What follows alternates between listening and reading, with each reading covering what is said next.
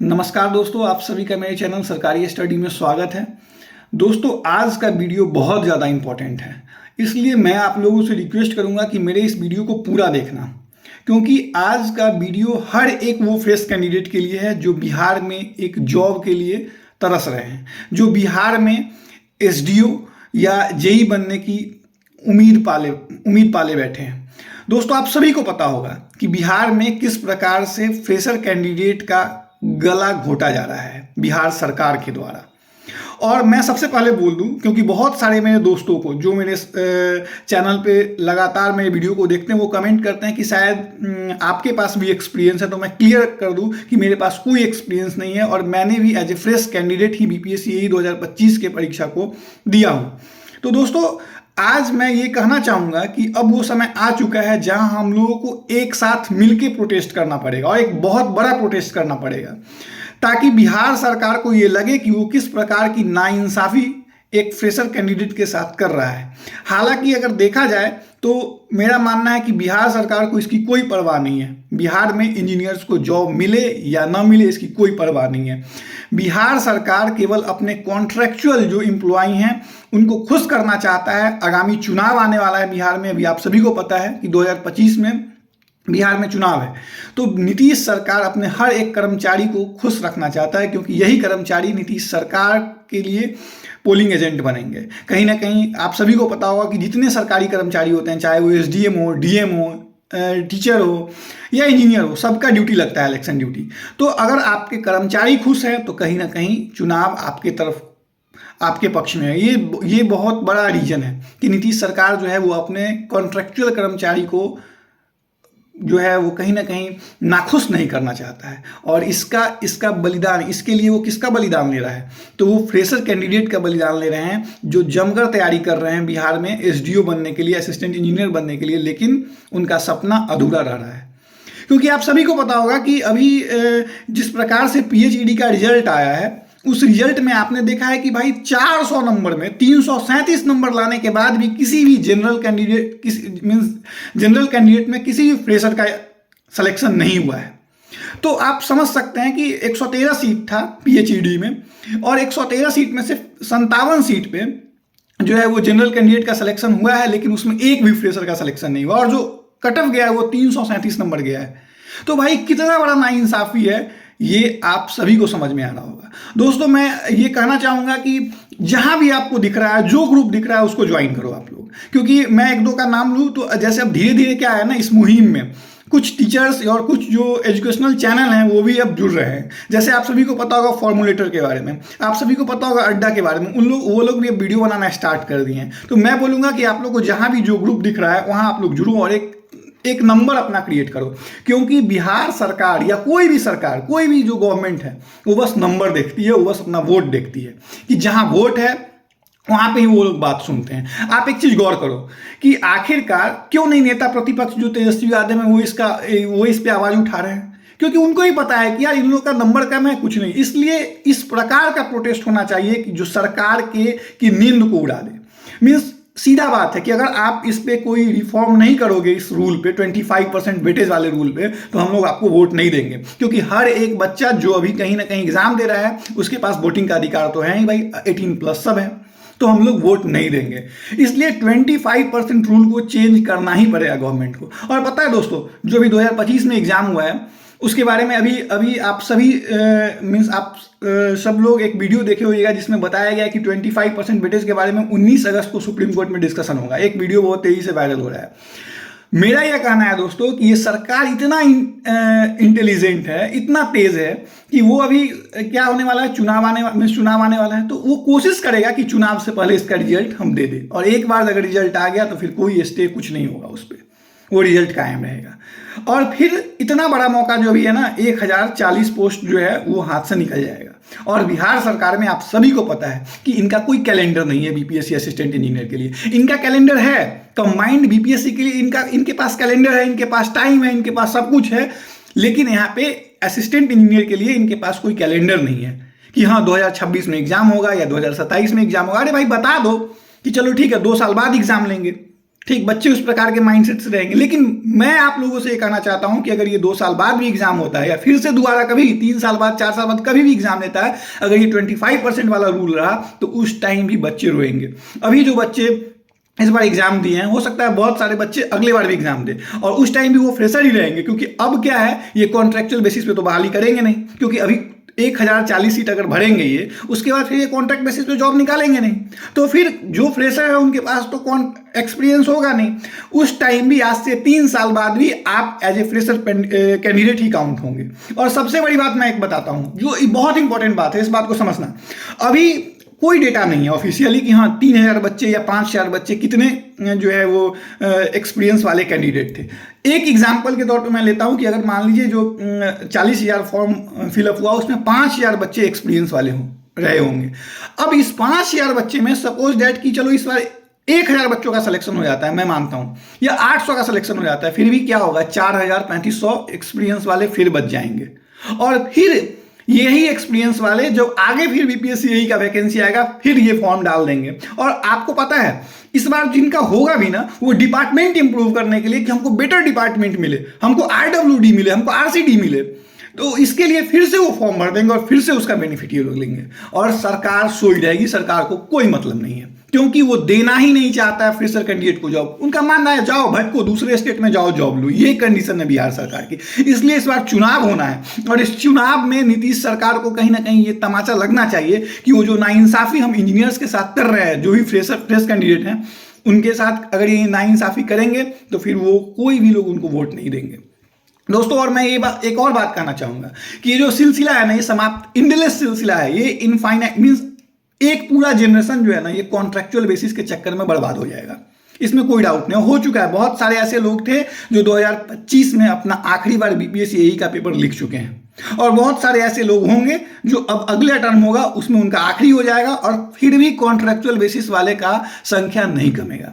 क्योंकि भाई ऑब्वियस सा बात है, आप पोस्ट कितना निकालते हो, आप वैकेंसी निकालोगे 500, बहुत बहुत निकालो, कम माइंड 1000। इस बार 8 साल बाद आपने 1000 वैकेंसी निकाली थी, आप सोच लो 8 साल बाद, नहीं तो 200-150 वैकेंसी निकलता है। उसमें आप क्या करते हैं, कॉन्ट्रैक्ट वाले को लीजिएगा, कॉन्ट्रैक्ट वाले की संख्या ऑलरेडी बहुत ज्यादा है। और सबसे बड़ा दुख की बात है कि जो बच्चा 2020 में पास आउट किया है, 22 में पास आउट किया है, 23 में पास आउट किया है, उनके पास ये अपॉर्चुनिटी ही नहीं था कि वो कॉन्ट्रैक्ट बेसिस पे बिहार सरकार में काम कर पाए, क्योंकि पता ही नहीं लगता है ना कि कहाँ पे वैकेंसी आए। ये सब ऑलरेडी वैकेंसी बिका होता है। अगर कॉन्ट्रैक्ट बेसिस पे जो वैकेंसी आती भी है वो पहले ही डिपार्टमेंट में सेटिंग होता है कि पार्टिकुलर कुछ लोग पैसे देते हैं और कॉन्ट्रैक्चुअल बेसिस पे इंजीनियर बन जाते हैं, और उसके बाद फिर वही 4 साल बाद गवर्नमेंट एग्जाम लेगी और फिर उनको बेनिफिट दे देगा। भाई कैसा इंसाफ है जिसमें आप एक रेस में 140 नंबर 133 नंबर एक बंदे को आगे कर देते हैं और एक बंदा 133 नंबर पीछे खड़ा रहता है और फिर बोलते हैं रेस में दौड़ो और आपको जो पीछे है उसको आगे निकलना है तो सिलेक्शन होगा। ये बहुत बड़ा नाइंसाफी है।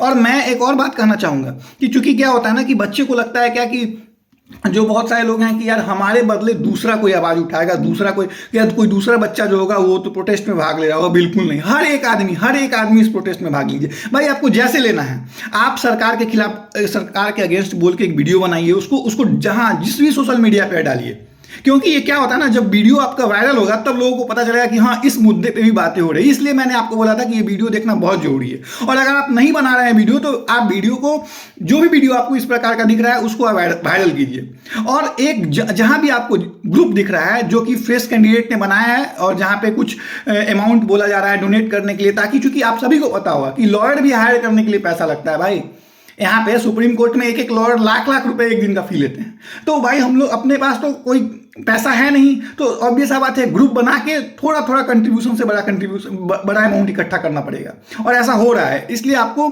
जो भी ग्रुप दिखे आप उसको ज्वाइन करके और उसको पे कीजिए, क्योंकि अल्टीमेटली सबका एम क्या है ना कि यही है कि कहीं ना कहीं जो फ्रेशर के खिलाफ जो सरकार जो मनमानी कर रहा है उस सरकार के मनमानी को खत्म किया जाए। और मेरा ही नहीं, हर एक कैंडिडेट, यार आप देख रहे हो कि पहले मैंने 2 वीडियो बनाया, उसमें मुझे लगा कि भाई जो बंदे 270 280 260 नंबर ला रहे हैं वो कहीं ना कहीं उम्मीद रख सकते हैं, 280 प्लस वाले का तो जरूर होगा। लेकिन अब जो पीएचडी का रिजल्ट आया उसके बाद से सारा सिनेरियो बदल गया है। कुछ भी कहना जो है वो ना वो सेफ नहीं है। कोई भी स्कोर, बच्चे कमेंट करते हैं कि मेरा भाई 280 आ रहा है, मेरा 285 आ रहा है, जो मेरा 265 आ रहा है। क्या मेरा सिलेक्शन होगा? तो अब तो कोई कुछ कह ही नहीं पा रहा है, क्योंकि भाई पीएचडी में 337 नंबर लाने के, मीन 337 नंबर से भी किसी फ्रेशर का नहीं हुआ यार। आप देख सकते हो कि क्या सिनेरियो बन चुका है। तो मेरा बस यही कहना है कि अब चुप रहने का समय नहीं है। और कोई भी सरकार जो होती है ना भाई, वो किसी चीज से नहीं डरती है, बस डरती है अपने वोट से। उनका वोट जहां कमते हुए दिखता है, बस उनकी नींद जो है ना खुलती है। और मेरा ये मानना है कि ये जो है ना, जो नेता प्रतिपक्ष हमारे अभी जो हैं तेजस्वी यादव, उनको भी ये मुद्दा उठाना चाहिए। उनके कानों तक ये बात जानी चाहिए कि इंजीनियर के साथ क्या हो रहा है। सबसे बड़ा दुर्भाग्य तो ये है कि नीतीश कुमार खुद एक इंजीनियर है और वो इस सिचुएशन को नहीं समझ रहे हैं। ये बहुत बड़ा दुर्भाग्य है बिहार का, बहुत बड़ा दुर्भाग्य है। और फिर बोला जाता है कि बिहार के बच्चे बाहर, अरे क्यों? कोई ऑप्शन ही नहीं आप लोगों ने छोड़ा है भाई। बिहार के बच्चों के लिए कोई ऑप्शन नहीं छोड़ा। आप देखो, सबसे बड़ा बात है कि बिहार में कोई भी जो डिग्री होल्डर है वो जेई नहीं बन सकता है। भाई ये कहाँ का नियम है? ये कहाँ का नियम है कि बिहार में डिग्री होल्डर जेई नहीं बन सकता? फिर आप एक काम करो, आप ऐसा नियम हर एक डिपार्टमेंट में जाके लागू करो कि अगर ऊपर का डिग्री है तो फिर नीचे का फॉर्म नहीं भर सकता। अगर जिनके पास, फिर ऐसा कर दो कि भाई जिसके पास एमटेक या ऊपर का डिग्री है वो नीचे वाले फॉर्म को नहीं भर सकते हैं। लेकिन ऐसा केवल इंजीनियरिंग डिपार्टमेंट में क्यों है? अदर डिपार्टमेंट में ऐसा क्यों नहीं है? ये सारा जो नियम है, ये अगल बगल के स्टेट में तो ऐसा नियम नहीं है भाई। आप बहुत डेवलप्ड स्टेट हैं। अगर डेवलपमेंट की बात किया तो आप सबसे नीचे आते हैं। और रूल तो ऐसा लगा रखा है जैसे कि भाई आपके यहाँ बहुत ज़्यादा नौकरी है, पार्टिकुलर इन वर्ग को इस प्रकार का नौकरी मिलना चाहिए, जो डिग्री होल्डर है उसको एई बनना चाहिए। भाई डिग्री क्या रखा है यहाँ बिहार में? अगर जो डिग्री होल्डर इंजीनियर हैं वो जेई नहीं बन सकते हैं, वो एई नहीं बन सकते हैं, तो भाई क्या बनेंगे? चपरासी बनेंगे क्या? फिर आप एक काम करो ना कि उसके लिए कुछ अलग जॉब दो। तो आप बोलोगे कि जाके चपरासी बन जाओ, जाके समोसा तलो, कुछ भी। भाई बहुत गंदा नियम है यार, बहुत गंदा नियम हो रखा है। आप जाके देखो ना महाराष्ट्र में, आप जाके देखो ना बगल में यूपी में, देखो आप जाके देखो ना बगल में एमपी में, हर जगह वहां पे जेई में एलिजिबल हैं डिग्री वाले। यूपी में नहीं था, लेकिन अब यूपी सरकार ने भी अलाउ कर दिया। और बिहार में भाई ऐसा क्या है, क्या चुल है बिहार सरकार को कि बिहार सरकार अलाउ नहीं कर रहा है? और सबसे बड़ी बात, अगर अलाउ आप नहीं कर रहे हैं तो चलिए कोई बात नहीं है, आप कम से कम असिस्टेंट इंजीनियर में तो एक जो कहते हैं कि एक फेयर एग्जाम कराइए। ये कौन सा फेयर एग्जाम है भाई जहां आप 25% वेटेज दे रहे हैं? 25 मार्क्स नहीं दे रहे हैं आप, 25% वेटेज दे रहे हैं। मीन 100 में 25 नंबर उनको सीधा मिल गया और आप 100 में 75 लाइए। और आप ये सोचिए कि अगर आप 100 में आप 75 नंबर पे हैं, 25 में आप 0 हैं, और 75 में आप 75 भी लाएं और वो क्या कर रहे हैं 100 में अगर 50 ले आए ना, हो गया उनका कहानी, वो बन गए असिस्टेंट इंजीनियर, आप नहीं बन पाइएगा। तो दोस्तों मेरा ये कहना है कि ये बहुत ज़्यादा नाइंसाफ़ी हो रहा है। तो आप लोगों को जो भी ऐसा वीडियो दिख रहा है उसको जमकर शेयर कर। ये मैं ये नहीं कहना चाहूँगा केवल मेरे वीडियो को, आपको जिनका भी वीडियो लग रहा है उसको शेयर करो, ताकि जो भी सत्ताधारी लोग हैं ना, या जो भी आपके अगल बगल के नेता हैं, उनके कानों तक ये बात जाए कि हाँ भाई ये भी मुद्दा मार्केट में आ रहा है। क्योंकि आप सभी को पता होगा कि किस प्रकार से भी जो टीचर जो है एसएससी के, उन्होंने दिल्ली में प्रोटेस्ट किया तो फिर एक मीटिंग बुलाई गई। पता नहीं कि मीटिंग का क्या नतीजा हुआ, लेकिन आखिरकार उनको मीटिंग बुलानी पड़ी। ठीक उसी प्रकार से हम लोगों को बीपीएससी असिस्टेंट इंजीनियर के लिए करना पड़ेगा। हर एक इंजीनियर, बिहार के हर एक इंजीनियर से मैं अपील करता हूं जो फ्रेशर है, जिनके पास कॉन्ट्रैक्ट मीन्स जिनके पास 0 एक्सपीरियंस है, वो सब इकट्ठा हूं। क्योंकि आपको पता है मेरे इस वीडियो को देखने के बाद बहुत सारे कॉन्ट्रैक्ट वाले आएंगे और नीचे गाली देंगे, और देते हैं। और बहुत सारे लोग तो मुझे समझते हैं कि ये कॉन्ट्रैक्ट वाला। भाई मैं नहीं हूं, चिल्ला के बोल रहा हूं, मैं अपने स्टार्टिंग फर्स्ट वीडियो से बता रहा हूं कि मेरे पास कोई मीन्स एक्सपीरियंस नहीं है। और कॉन्ट्रैक्ट वाले को इस प्रकार का चुल होता है ना कि वो आपको कमेंट करके बोलते हैं कि भाई 340 नंबर अगर तुम नहीं ला रहे हो तो आप डिजर्विंग नहीं हो। अरे तुम बताने वाले कौन होते हो कि हम लोग डिजर्विंग है या नहीं है? आओ ना जरा, छोड़ दो एक्सपीरियंस को, फिर 1 to 1 करो। कितना पानी में हो पता चल जाएगा भाई। कॉन्ट्रैक्ट वाले, मैं खुला चैलेंज करता हूं कॉन्ट्रैक्ट वाले को कि 1 to 1 आके कर ले, किसी भी टॉपिक पे बात करे यार। कितना एक्सपीरियंस आपके पास है पता चल जाएगा, आसमान पताल का अंतर होगा। ठीक ना? वो आप लोग को ना रट के, वो भी बीपीएससी आप लोग को क्या है, कॉन्ट्रैक्ट वाले के लिए क्या नियम लगा रखा है देखिए कि कोई निगेटिव मार्किंग नहीं है भाई, कोई निगेटिव मार्किंग नहीं है। तुक्का मारो भाई, आप 10 तुक्का मारोगे तो 3 सही होगा, 4 सही होगा, और 10-15 तो आसान क्वेश्चन होता है जो बनना ही है। तो ले आओ 160-165 नंबर, हो जाएगा, तुम लोग बन जाओगे असिस्टेंट इंजीनियर। बहुत बड़ा धांधली है भाई, बहुत बड़ा धांधली है, और इसके खिलाफ हम लोगों को आवाज उठाना पड़ेगा। और मैं एक और बात है आप लोगों से कहूंगा कि ये जो प्रोटेस्ट हो रहा है जहां भी है, उसमें आप लोग उस प्रोटेस्ट का भागीदारी बनो, मीन्स उस प्रोटेस्ट में पार्टिसिपेट करो। और एक और चीज, बहुत इंपॉर्टेंट चीज है कि अब चूंकि आगे आने वाले टाइम में इस बार क्या होगा ना, 2025 में एक बार रिजल्ट आ जाएगा, फिर लोग शांत हो जाएंगे। बिल्कुल शांत नहीं होना है, इस बार शांत नहीं होना है। क्यों? क्योंकि आपको फिर से 2026, 27 या 28 कभी ना कभी तो सरकार फिर से वैकेंसी लाएगी। क्योंकि ऐसा तो है नहीं कि सरकार, हाँ ठीक है मानता हूं कि 2025 में हुआ, 2026 में आए, 2027 में आएगा, 2028 में आए, हो सकता है कि 1000 पोस्ट के लिए ना आए, 300 पोस्ट के लिए आएगा। लेकिन अगर 300 पोस्ट के लिए भी आए तो उसमें ये जो 25% वेटेज रूल है उसको सरकार खत्म करे, तब वो वैकेंसी निकाले। अगर नहीं खत्म करेगी तो पूरा एक जनरेशन बर्बाद हो रखा है, जिसमें किसी भी बच्चों को नौकरी नहीं मिलेगा, किसी भी फ्रेशर को नौकरी नहीं मिलेगा। और अब कॉन्ट्रैक्ट बेसिस पे बहाली हो नहीं रही है, तो आप कभी आपके पास एक्सपीरियंस हो ही नहीं पाएगा। सबसे बड़ा जो दुर्भाग्य है बिहार का वो यही है। और अगर जिस प्रकार की हालत अगर बिहार सरकार बना रखी है, तो ऐसा करे कि जितने भी इंजीनियरिंग कॉलेज उसको बंद कर दे, और खास तौर पे जो सिविल, मैकेनिकल, इलेक्ट्रिकल का ब्रांच है उसको तो खत्म ही कर दे। आईटी है तो ठीक है, कहीं जाके कंप्यूटर में जॉब मिल जाएगा, कहीं प्राइवेट नौकरी भी कर लेंगे। लेकिन क्या हालत है सिविल वालों का, मैकेनिकल वालों का, देख लो क्या हालत है। एक तो वैकेंसी आती है, उसमें आपके साथ इतना बड़ा नाइंसाफी हो रहा है। तो दोस्तों सरकार को सबक सिखाना पड़ेगा। और सरकार एक ही चीज से डरती है कि जब उनको लगता है कि यार उनका वोट जो है, उनका वोट डिवाइड हो रहा है, उनका वोट जो है वो कम रहा है, तब सरकार को जाके डर लगता है। अदरवाइज सरकार को किसी की कोई परवाह नहीं है। इसलिए अब प्रयास करो कि जितने भी आपके अगल बगल के जनप्रतिनिधि हैं, या जो भी एक बड़ा नेता हो, जो एक अच्छा चेहरा हो, उसके कानों तक ये बात जाए कि हाँ, बिहार में जो फ्रेश कैंडिडेट हैं उनके साथ, जो फ्रेश इंजीनियरिंग कैंडिडेट हैं उनके साथ नाइंसाफी हो रहा है। और दोस्तों मैं एक और बात करना चाहूंगा कि इसके साथ साथ आप लोग आने वाले एग्जाम पे भी ध्यान दें। और आने वाले एग्जाम में मैं ये कहूंगा कि अभी एसएससी जेई और आरआरबी जेई, देखिए अदर स्टेट का जो भी यही का एग्जाम का फॉर्म भरे हैं, जैसे राजस्थान में होना है, एमपीपीएससी में होना है, तो लोग उस पर ध्यान दें। लेकिन जो अगर फॉर्म नहीं भरे हैं या जिनको लगता है कि क्या अदर ऑप्शन है, तो आपके पास एसएससी जेई और आरआरबी जेई के रूप में 2 ऑप्शन है। और ये दोनों एग्जाम सेंट्रल लेवल का, इसमें कोई भी जो है एक्सपीरियंस का नहीं है, इसमें कोई भी 35% वेटेज नहीं है वीमेन मीन्स लड़कियों को। तो आप जो है इस एग्जाम में अपना फोकस रख सकते हैं और इस एग्जाम को क्रैक कर सकते हैं। तो इसलिए जो है आप लोग एसएससी जेई, आरआरबी जेई पे भी फोकस रखें। और दोस्तों बिहार में जो सिनेरियो बन चुका है, आप देख रहे हैं ना कि बहुत सारे बच्चे बीएसओ का फॉर्म भरे हैं, बीएसएससी बीएसओ का, स्टैटिस्टिकल ऑफिसर का, बीएसएससी सीजीएल, किसी का कोई पता नहीं यार एग्जाम कब होगा। बिहार में कोई भी पेपर का कोई गारंटी नहीं होता है कि कब होगा। केवल एक पेपर है जो कि बीपीएससी कंबाइंड एग्जामिनेशन लेती है, उसका बस पता होता है कि हाँ हर साल होगा या इस डेट को होगा। अदरवाइज किसी भी एग्जाम का कोई डेट नहीं होता, अचानक से वो बता देंगे। और कभी कभी तो ऐसा होता है कि बताते हैं उसके बाद 5 बार चेंज होता है डेट।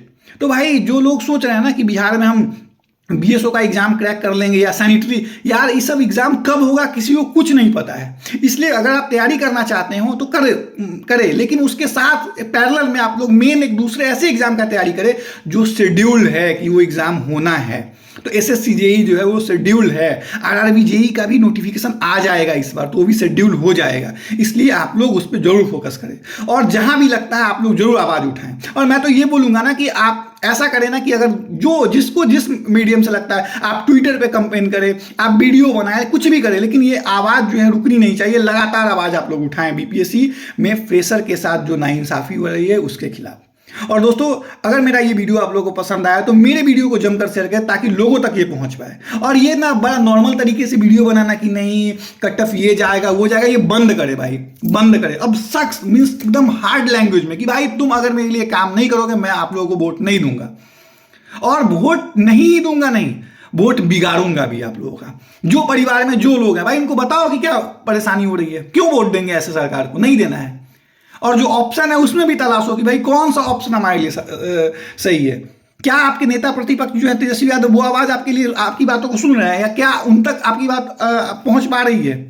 तो अगर नहीं पहुंच पा रही है तो पहुंचाने का प्रयास किया जाए। और पहुंचाने का आज की डेट में सबसे आसान तरीका है सोशल मीडिया।